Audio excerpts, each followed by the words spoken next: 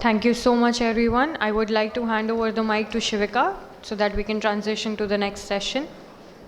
Hello everyone. Moving on to the next segment of today's event, a fireside chat on the topic Poles Apart, Common Concerns Discussing Books and Society. Under this segment, we have two prominent authors with us here, Dr. Manjula Pooja Shroff, the author of Safe Teen Steps and Baby Steps to Big Dreams, and Dr. Purnima Bhatt, author of Dying to be White and various other books. Dr. Shroff is the MD and CEO of Calorix Group. She's also an author, vlogger, podcaster, life coach, and so much more. A princess from the royal family of Surangi, Odisha, we welcome you, ma'am. Thank you. Dr. Bhatt is a renowned historian, a professor of history by profession. She has worked deeply with Indian history, along with Chinese, Japanese, and African history. We welcome you too, ma'am. Both the books that are going to be discussed today are important to the society at large. The book, Safe Teen Steps, is an effort towards keeping teenagers and young adults safe in the digital world today. On the other side, Dying to be White is a peep into the obsession and related issues based on skin color in India and the global south. Both the books are a gift to the society, a way to elevate the human race and its existence. To moderate the session, I welcome Mr. Anantha Krishnan Balasubramaniam, CEO of the Calorix Group. We welcome on stage Dr. Shroff and Dr. Bhatt, along with Mr. Anantha Krishnan, for the book reading and discussion. Thank you. Thank you very much. Om Shri Guru Bhyo Namaha. Ahmedabad, a beautiful time during Navratras. Thank you all for coming. The organizers, all the senior members here, students, lovely to see you all here.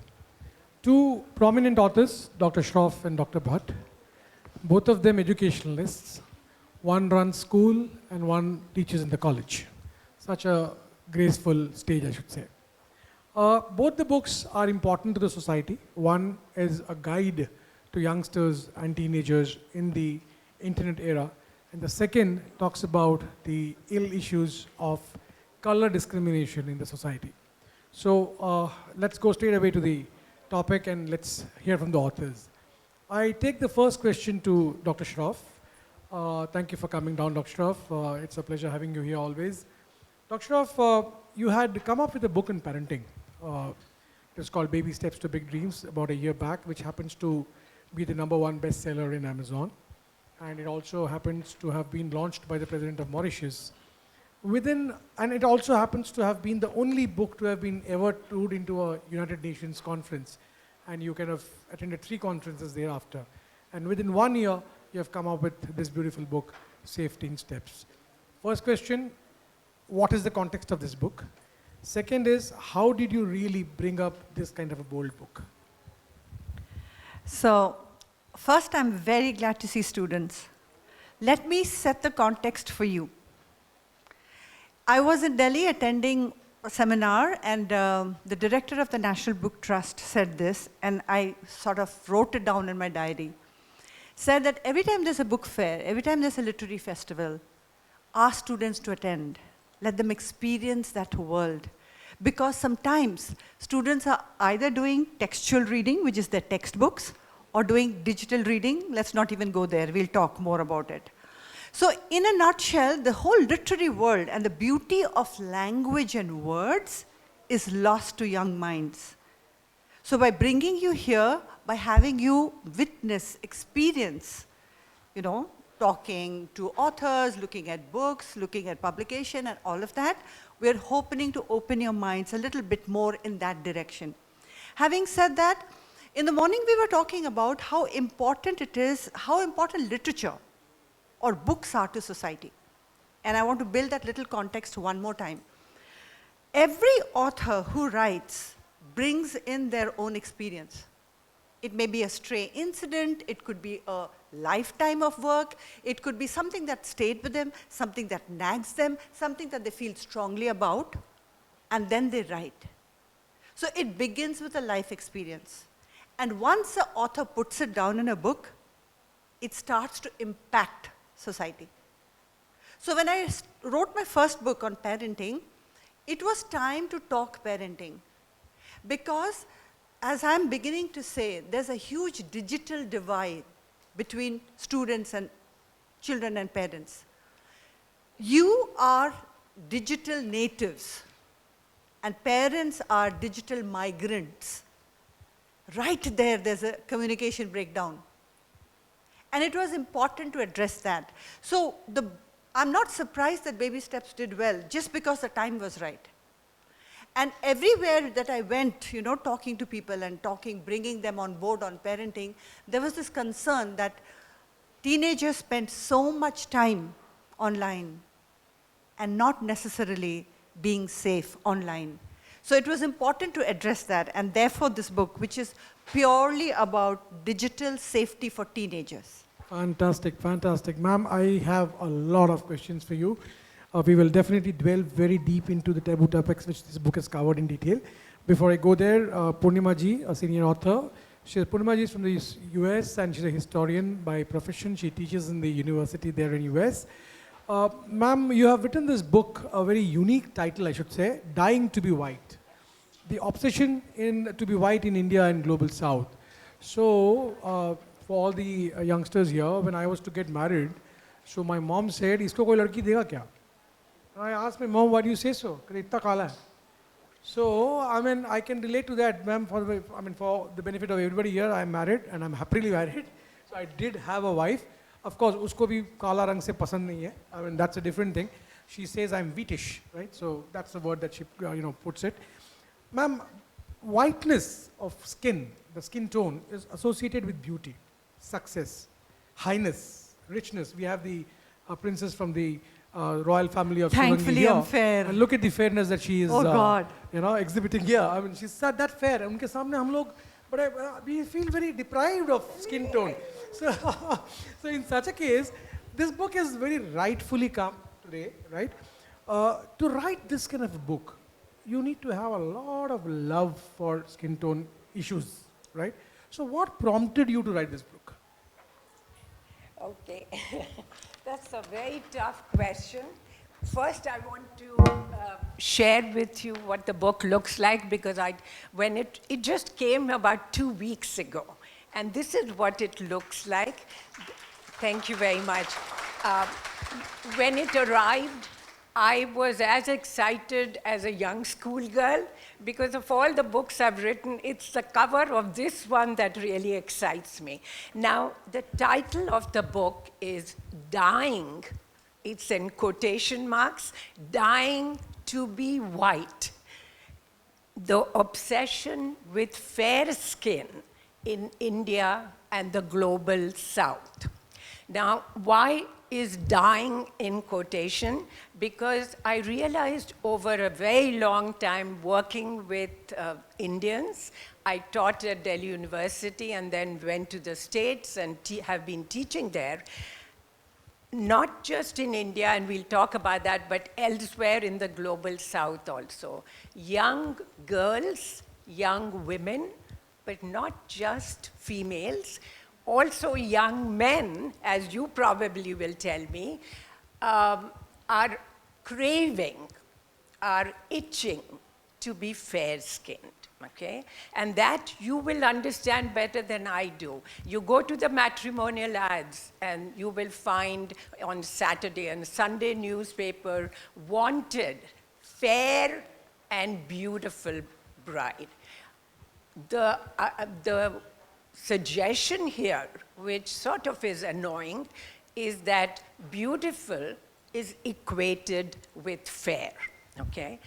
And matrimonial ads were not the only ones. Wherever I look, when I come to India, and I come twice a year, you look at the billboards, you look at the advertisements, you go to the social media, and everywhere there is an absolute obsession with fair skin. Now, I started off looking specifically at India, because this is where I come from. But very quickly, I realized that this phenomenon that I refer to as colorism is not unique to India.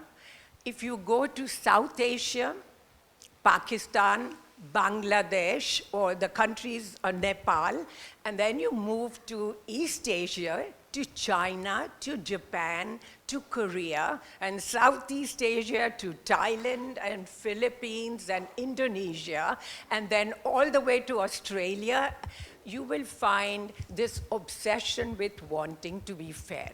Even more shocking for me, I'm an Africanist. I was an Indologist once, but moved to study China and Japan and Africa. And when I traveled through Africa during my various visits, I realized that the majority of the young girls, and that is corroborated by research, from the ages of 15 to 45 in the entire African continent, bleach their skins in order to be white, to be fair, to have a fair skin. And I asked myself, in a continent where the majority are predominantly dark-skinned, how is it that they have this obsession? So you will sit there and say, oh my God, you know, the explanation is very simple. And the explanation is that colonialism, imperialism, and white domination was the cause of this obsession that we all have. I think as I started studying the subject, I sadly realized that I couldn't put all the blame on the British and the French and the Germans and the Belgians and all the whites who have dominated much of the global south. I tried to trace the evolution, the development, and the origin, the roots of colorism, all the way back to the beginning, say, of Indian history. Looking at literature, the Rig Veda, and then the Ramayana, the Mahabharata. I'll come to that. Okay, I have a question right. on the history of the and Indian suddenly I color. realized this is a subject that is worth examining. Lovely. So when we were in the university, I went to Delhi University, which was predominantly the Punjabis and the Haryanvis and the Rajasthanis, all fair in color. And here's a guy from South and the likes of me, right? About 30, 40 guys from the South and the East, right? So we were a group.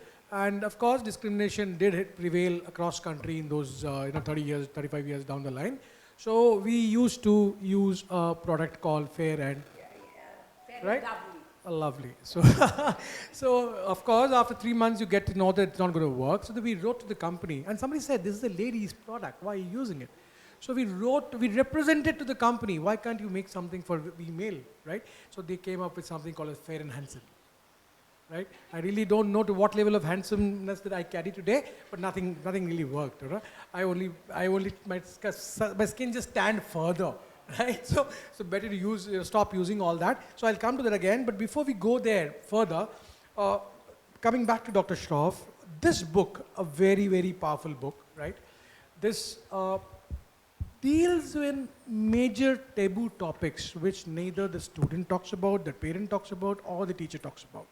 Topics like, if I can use the word sexting, topics like sextortion, topics like blackmailing, topics like grooming issues, catfishing, and many more, right? So, ma'am, a bold book of this sort, please explain what are these concepts and how have you covered them in this book and how is it going to help the young children here? Can I get a show of hands? How many of you understand what is catfishing? Every kid, at least 50%. Online grooming? Audience, you have to look at them. Turn around and look at the kids. You don't know these terms. These terms are new to your vocabulary and dictionary, not to them. Online grooming, anybody? Okay. Similar to catfishing. Sexting? Sexting. Come on. Class teachers, any teachers in the house, close your eyes. Come on. Sexting. Try cyber sex. How many of you understand cyber sex? You've heard the word, right? Of course. Now let's talk. How many of you have Insta accounts? Instagram. Insta accounts? All right, good. Now, teachers, please close your eyes. How many of you have Finsta accounts? Finsta. Yeah, they'll get it. They'll get it quickly. They'll get it. Don't worry. They'll get it. How many of you have Sinsta accounts? Sinsta. All right, let's get there, right? So for every single account that you have, which is a real account, which is a Rinsta account, real Insta, with your name and your address and your photograph, black or white, you have multiple Finsta accounts, correct? Fake Insta accounts, correct? And some of you have Sinsta accounts, which is secret Insta accounts, which is part of the dark web. I didn't know nothing of all of this, okay, before we began to research this for you. Because we know that you spend so much time online that it was important that we as educationists begin to understand your world. Because your parents do not, and your teachers do not, and somebody had to help them talk your language. So this book, of course, talks about all of your FOMO, JOMO, NOMO, MOMO, YOLO, 4G, SAS, Fizz. They're all laughing. They all understand that. They all understand. You don't know. The front 3-4 rows, foreign language. Spanish language, Russian language. This is their world. This is their language. And in order to talk to the digital natives, ladies and gentlemen, we need to understand the language first.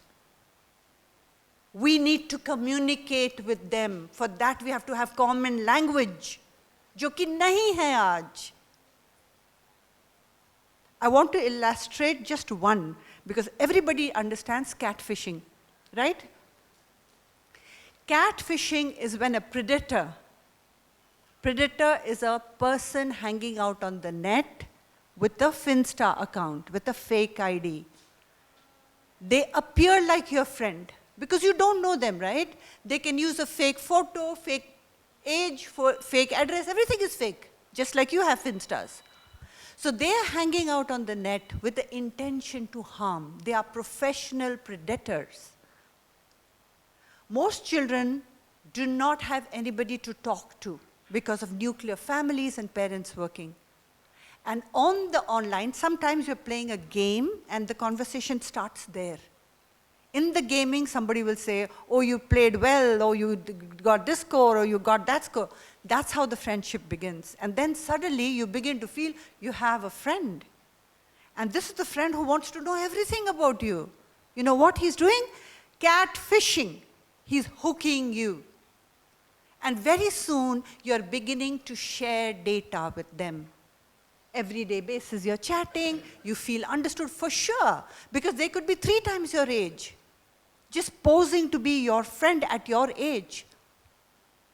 And then, a lot of people share personal data and sometimes nude pictures online. And then one of 2 things happen. Then the predator wants to meet offline. And research data says 66% of students or teenagers who are chatting with strangers meet offline. 66. And can you guess what happens after that, right?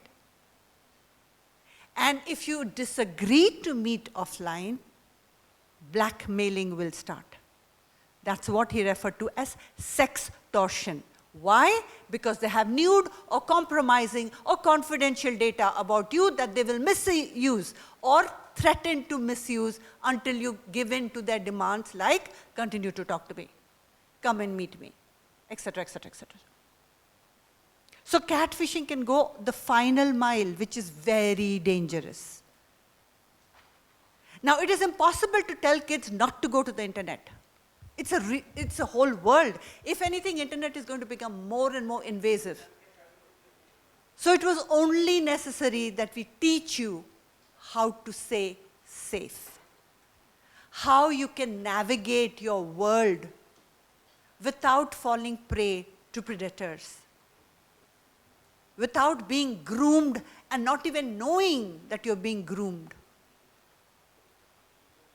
Can I take 1 minute and Certainly, ma'am, certainly. I want to share one. I was in a conference in Bangalore or maybe Hyderabad, And we were talking like this, and there were principals and directors in the room, and one of the directors walked up to me and said that we were teaching children about grooming. And one boy came up and said that, ma'am, I think there's something going on in our bus, not a bus, like an auto rickshaw. He says that my house comes before this girl, Anjali's house, but I get dropped first and Anjali gets dropped later. And I've tried to explain to Anjali that you should get, and these are 11th, 12th graders. He said, I've tried to explain to Anjali that you should get dropped first and I should get dropped last. And she says, it's not necessary. So he says, I found it very uncomfortable and I tried to talk to her mother, but Anjali had already built a story with the mother saying, this guy is after me and he'll come and complain and don't listen. So when this grooming session or this catfishing, like I explained to you, happened in the class, this boy walked up and talked to the director and said, ma'am, I'm concerned this is going on. So here, when they found out that the boy gets dropped at 5:40. And the girl who lives 10 minutes apart from the boy, every day used to get dropped at 7:30 at night. Called grooming. When a predator is preparing you, it's called grooming. You can imagine what's happening for 2 hours? On a daily basis. So predators are all over. It can be offline, online. You have to be aware. If you know something's happening to a friend, you've got to talk. If you can't talk to your parent, go talk to a friend, go talk to a school counselor, talk to your class teacher, but you've got to talk. For that you have to be aware. And my only purpose of writing this book is to create that level of awareness with every teacher, with every parent, so that if a child came up and talked about such a sexting or sexual crime or cyber sex or whatever, we listen with an open mind. Because today we don't even do that. We judge. Fantastic, fantastic. I take a second to take a breathe after hearing to what she says, because it's so scary sometimes. Students, you have to understand the context of this session, please, right? Ma'am, I come back to the topic of the tone of skin. India, Korea, China, Japan, right? These countries have always said beauty is in the eye of the beholder, right? Krishna was black, right? Rajnikant is black. Half the country is black, I am black. So why is this hue and cry about the skin tone? So why is the hue and cry about the skin tone? Why am I describing? Why is there so much of hue and cry in the society about... Okay, so Mr. Anantha is talking about religion, and rightly so, giving a lot of very valid examples that if you study India's religion and trace it back all the way to Indian culture, the response to colorism is both ambiguous and has a lot of contradictions. As he mentioned, if you look at the gods, Krishna and Rama and Vishnu, all of them portrayed as dark-skinned. But then you have Lakshmi and Parvati and the other deities who are Sita, who are light-skinned. Yeah, so you have Dr.Manjula, Pooja, Shroff, who's yes, fair-skinned. absolutely. So we are... This gender discrimination, color discrimination. So you know, there are serious contradictions when it comes to Indian culture. But nevertheless, it is true that in the last many centuries, despite the presence of so many gods and goddesses who are dark-skinned, whom we worship and pray to, in Indian culture, there has been a tremendous inclination to prefer the white skin, to the fair-skinned person. Now, I would blame it, some of it has been exacerbated, not caused, but exacerbated, meaning intensified this feeling by, of course, the coming of the white man, the white colonists who dominated our culture. But beyond that, I think the problem is not just the coming of the white man. My colleague has just talked about social media. Well, billboards, well-known celebrities, I hate to say this and they'll get after me, but film actresses and film actors in India, sports celebrities, many of whom you like very much, all of them have advertised fairness creams, okay? So in other words, we are seeing social media, billboards, popular media, all of them promoting. On top of everything, the advertising agencies in India are enormously powerful, and they are the arbiters. They are controlling what the public sees. As you drive past in Ahmedabad and you see a billboard with a fair-skinned woman saying she uses this cream, and within a month she has turned from a dark person to a fair one, it really has an impact. So you are seeing a lot of social media, a lot of billboards, a lot of well-known celebrities promoting it. And I think you are therefore seeing this tendency to promote, to want the fair skin. I would, between the two of us, we've really depressed the audience by painting a very grim picture, one of, sexting and so on and so forth, and me saying, it's, the dangers of, and I haven't even talked about the dangers of whitening and bleaching and so on and so forth. That's in fact my next question. Okay, all right, but I just want to suggest that there are creams out there. There are lotions out there, there are cosmetics out there which promise to make you fair, which promise to get you a good husband, which promise to get you a good job, upward mobility, success not just in marriage but in your profession.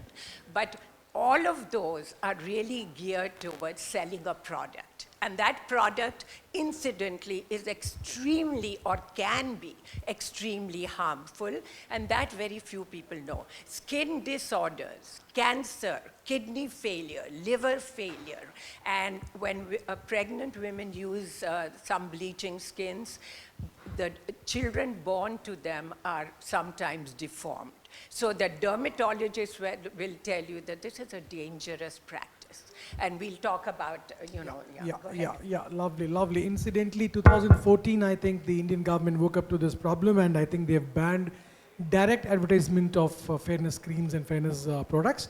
So now that's the reason why you see beautiful ladies who are not of a fair tone on the billboards of different brands. So it's a welcome move, at least by the government. Coming on to this book, Safety in Steps, ma'am. Today's world, I think we live in a real world. What do you say? In fact, how many of you go to sleep at 10 in the night? 10 in the night? 10 in the night? बच्चों के अलावा बड़े लोग 10 in the night? Do पीछे 10 in the night? 11 in the night? 12 in the night? 1 in the night? 2 in the night? Hello, not Garba days, normal days. 2 in the night? Look at that. तो सोने आप लोग 11 बजे जाते हो, but वो reel आपको सोने 2 बजे देता है. This is not right. Correct? So what happens is, human tendency, ma'am, today you go to sleep, you think you will see your last message on WhatsApp, suddenly you open Facebook and there's some reel happening and then you start scrolling. So next 2 hours you're scrolling. After 2 hours you realize you've done nothing and you have a meeting tomorrow morning. This is the normal Indian today.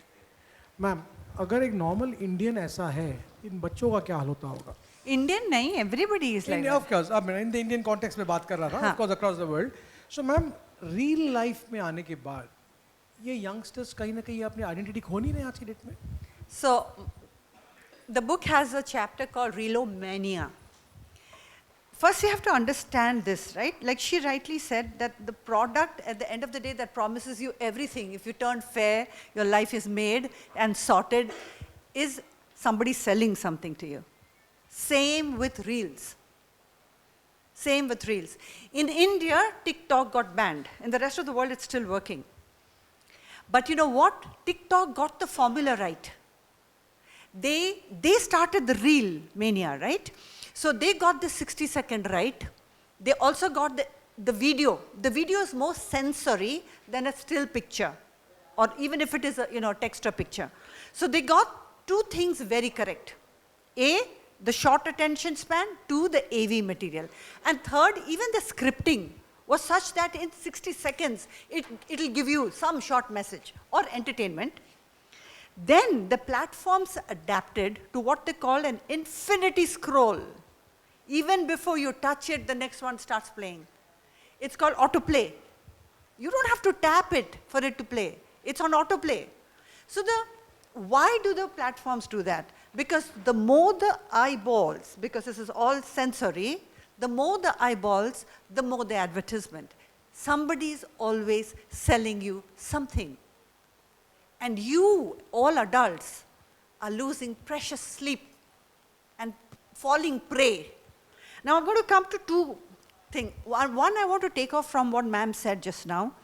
You know what she's talking about, fair skin, dark skin? We talk about that in a similar manner, calling it body shaming. On the internet, the amount of body shaming that is going on is not even funny. There was a survey done by McAfee across 10 countries, and India has emerged #1 in cyberbullying. And everybody understands what bullying is about. You have to say rude, mean, downright hurtful, criticize all of this stuff, right, in order to bully.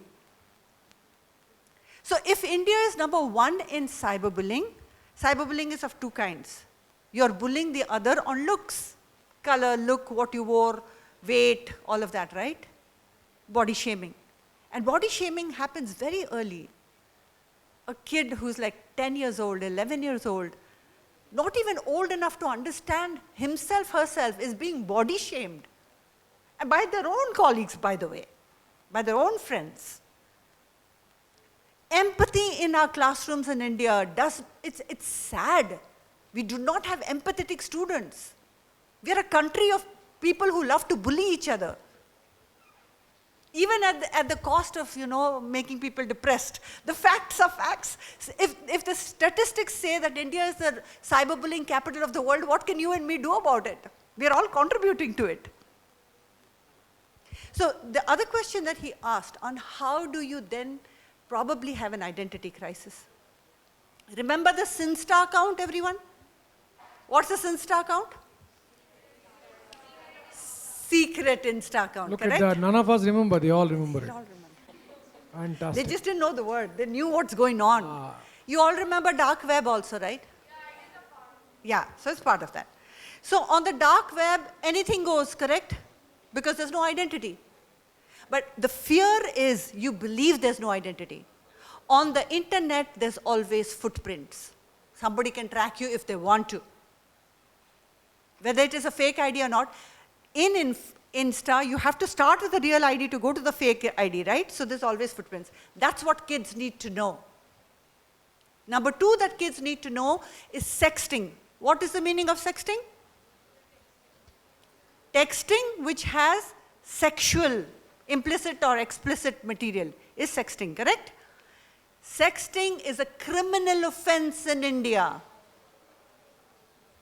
IPC sections lage hue hain, Indian Penal Code, which means if you're caught sexting, my dear students, somebody can file a criminal case against you. You understand what criminal case means?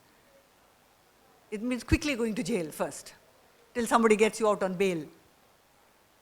That's the law of the land, but kids don't know that, and that's why you're doing sexting. If you have a fake account, you have a fake sense of courageousness, bravery, bravado. You say and do anything. But the fear is this, you're a young mind, you still haven't grown completely. At teenage, you're still forming, your neural connections haven't completely formed. And if you do stuff like this, objectionable stuff like this online, you begin to think it's real, when it's not. So the line between real and real gets blurred, and that's what can possibly lead to an identity crisis. Identity crisis means what society expects of you. You're very different online. And that's the real fear. Fantastic, fantastic. I think we got just about 5 more minutes, 2 minutes to one question each. Ma'am, we were talking about the ill effects of these so-called creams and applications and other stuff, right? If you can kindly elaborate, because I think most of us in some form or the other use these products on a daily basis, right? So how does it contribute to our issues? This is very much a medical question, but they are finding increasingly that many of the bleaching, the whitening creams contain chemical compounds, and I don't want to complicate it, but things like mercury, hydroquinone, and other kinds of compounds that in fact are harmful and oftentimes very dangerous to the individual. Now, my concern with this whole issue is not just that, but it is also that there is an economic problem here. The rich women, the rich men will go to a cosmetologist and get the most sophisticated treatment to become fair. The poor, the maid in my house will use, if she can't go, she will use a household bleach, or she will use some household product or some concoction and use that, and oftentimes not realizing that it can be enormously, sometimes permanently disfiguring to them. So that is certainly one of the things. Now, what was the other question? Thank you. One more question is, you have written about the Indian diaspora in Africa. You have written about her space, her story, which is about stepwells. You have written about scholars and guides of the African studies, Una Mujar, right? The Renaissance. All are of different genre, right?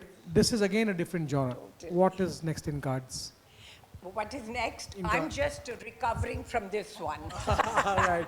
So, but you know, in fact, my family always jokes that when I finish with this book, which I did about a year ago, I said, this has to be my last. I am exhausted and there are going to be no more books. But the reality is that it's in one's blood sometimes. And it's not that I make a lot of money. I'm not getting rich on them, but there's the real excitement. I was a teacher. I am a teacher. And there's always a thrill about researching and discovering. And that's what young students need to know, that studies are not about reading a textbook. They are about getting excited about some subject so that you will stay with it all your life and benefit from that. The other thing I just want to say is that even though we've talked about negatives of both texting and sexting and bleaching one's skin, I would like for the youngsters here, because I have a daughter also and I sort of reach out, to understand that color is only skin deep. It's absolutely superficial, it is skin deep. But that beauty comes in all colors, whether it is white or brown or black. And therefore, if we accept that, then we are not going to do awful things to our faces and to our bodies. It is a way to empower, firstly, women, and as a woman, I am very concerned about that, but even men are using it. And lately, in the last few years, there's a movement to oppose, there's a real opposition, voices of opposition to bleaching and whitening. As, for example, he's already mentioned, people use Fair and Lovely cream, which most of you might have heard about. There's a movement, Unfair and Lovely, to remind people that when you are not fair, you are still very capable of being lovely. And also and the dark is beautiful. Yes. Yes. And the dark is beautiful. Thank you. Thank you very much for saying that. I really like her for saying this. Dark is beautiful. So all the dark people, we are beautiful here. Lovely. Thank you, ma'am. Thank you very much. Coming back to Dr. Shroff. Dr. Shroff, you have been writing on this topic. You have been speaking on this topic boldly to all the students, to parents, to the education fraternity. Increasingly, internet is becoming unavoidable, right? So if you simply give a contemplation that what are you going to do, so students may get confused as to what is to be done, because I cannot stop using internet, right? So being safe in the internet. What are the parameter 3, 1, 2, 3 that I should take up so that I'm safe on the internet? What are the basic things that I need to do? When somebody is extra good to you, be careful. Nobody has the time and energy to be extra good to you. Second, when somebody tries to befriend you, go check. You know, when somebody sends you a friend request, go check their page. Check whether they have common friends. Check what age group of friends. Check what kind of postings. Most of this, you'll see, hardly have a few posts. Right? So do your background check. That's number one. Stay aware. See, what I would suggest to you is improve your Insta feed. In the Insta feed itself, how to stay online safe, a lot of material is there. It just doesn't come to your feed because what you ask for, the microsearch is going to throw up, right? So always ensure that you're doing stuff that's going to help you. I know that this age is all about hormonal imbalances. I know that this age is very, very, the FOMO is, the biggest FOMO is an online relationship or a classroom relationship. The biggest FOMO going on teenagers is relationship status. By the way, there's an entire life ahead of you to think of relationships. If you're considering marriage at this point, such a wrong decision. Such a wrong decision. There's plenty life ahead. And most married people will tell you it's not even worth it. वो लड्डू है जो खाए तो पछता है तो ना खाए तो पछता है. So, hold on. Hold on. Right now, make a career. Plan your life. Stay safe. Be available. Be a good friend. Be a good sibling. Be a good child. Be a good student. Oh, good as in, I don't mean to say moralistically good. I mean, be empathetic. Be sensitive. That's the kind of life that you want to build. Relationships can really come later. Relationships, if anything, are a big distraction. And some of it, most of it, 90% of it don't even last. Why bother? So my top 3 would be stay safe by not befriending. Be alive to what we call a stranger danger. Be alive to that. That's my first comment. My second comment is on relationships. Please avoid FOMO in relationships. And my third one is be a sensitive, empathetic individual. Help a friend because you know what's going on within your friend circle. So please talk to some responsible adult. Thank you, thank you. Before I bring a closure to this beautiful session, some takeaways and some to-dos because I'm an action-oriented person. So for all those who believe that white is beautiful, please read the book Dying to be White, right? And for all those who believe, yeah, this is the book, right?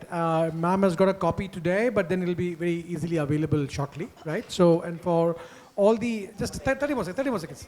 Yeah, 30 more. Audience question, yeah, just going there. So for all those students and the other people who want to understand this particular book better, Dr. Shroff has got a few copies of it today and she'll be available here. She'll be giving it away here. You can take the copies, you can use it, students. It's very, very important for you to be safe. And it's also available in the bookstore outside. It's available on Amazon, Flipkart, and Yali store. Pick it up as per your choice and please read it. For all the adults here, students at home, your friends, your colleagues, your sisters, your brothers, everybody needs to be safe in the internet world. Please, you read the book. And for all the youngsters, please read the book, Dying to be Young. I open the floor for questions, if any, please. Any questions, please? No questions? Yes, some questions. No. Such a beautiful discussion. Why don't some questions arise? Yes. Mike? Can anyone help?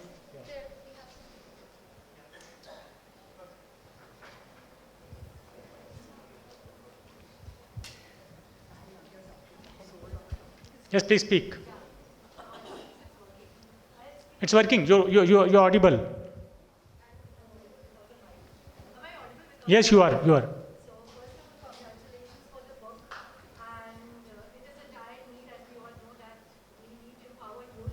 Their young minds are too sensitive right now because of the plethora of information which is available.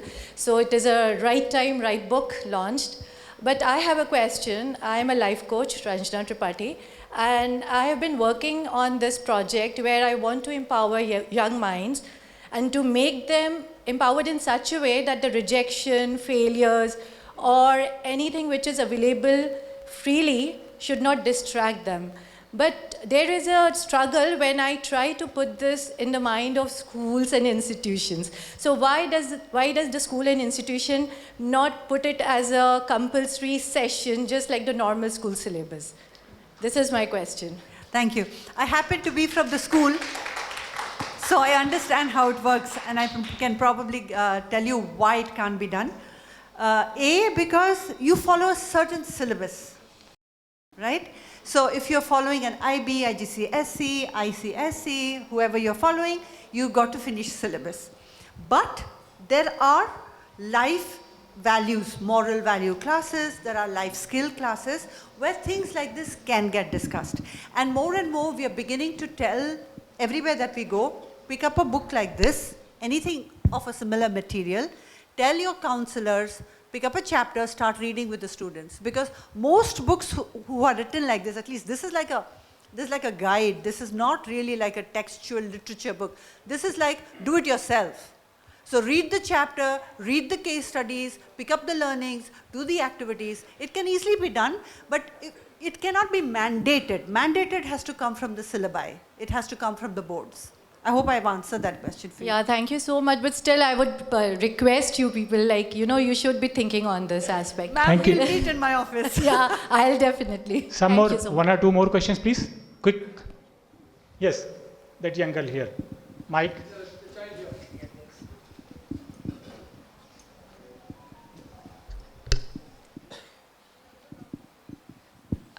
Thank you. I'm Gaurika Karwa. I have a common question for both of you. So you have been discussing about the problems of this new generation and this era. So what would be ideal student behavior or ideal adolescent behavior for this to counter these problems? I don't think there is one solution.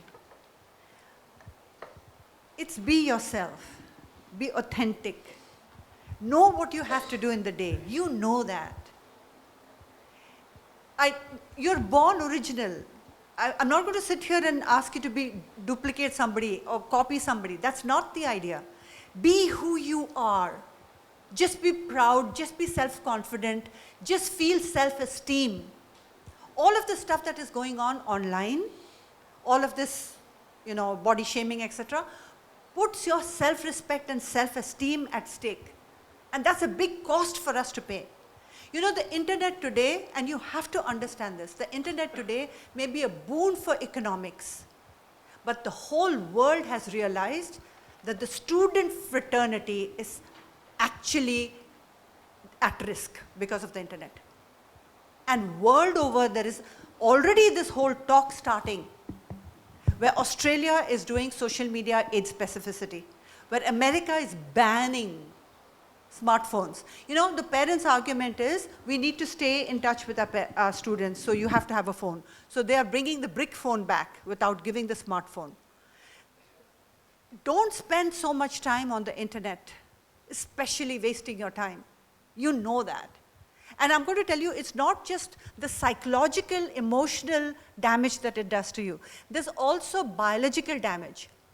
Because of the constant looking at the phone, we are talking about what future generations will have, what we call a tech neck. Your neck is going to protrude like this, evolutionary, because you have to stare at the screen, right? So that's called a tech neck. The second term that I'm going to use is called a popcorn brain. Your attention span, because of the reel mania, is shortening. So you can't concentrate in class. It's because of the social media. The third, because you're holding your phone all the time, it creates a tingling sensation sometimes on your fingers. It's called carpal tunnel syndrome.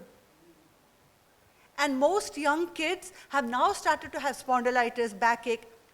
Whoever heard of backache at teenage?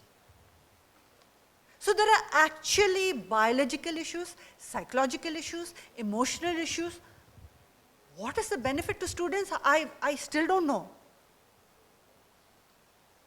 So the biggest, and it's important that you get it, and like I said, again, I'm so grateful that there are students in this room. You have to know what risks you're going through. Companies will try to make money off everybody. That is their religion.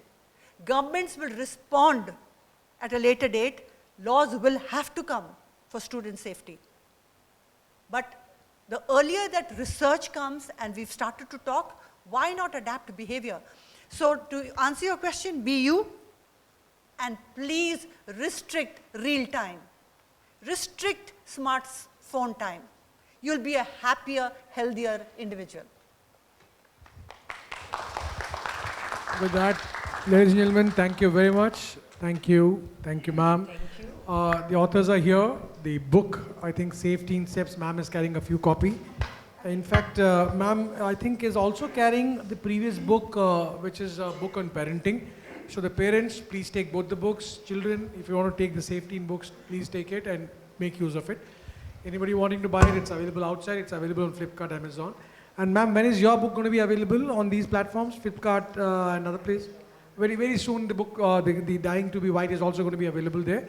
Please read it and make use of it. Thank you very much for this opportunity. Thank you. Thank you. Thank you so Thank much. you, Anantha. That Thank was you, AILF, for this opportunity. Thank you. Thank you. Thank you so much. That was such an inspiring session. I would like to invite to the stage Rachna Yadav and Kumud Verma for the memento ceremony.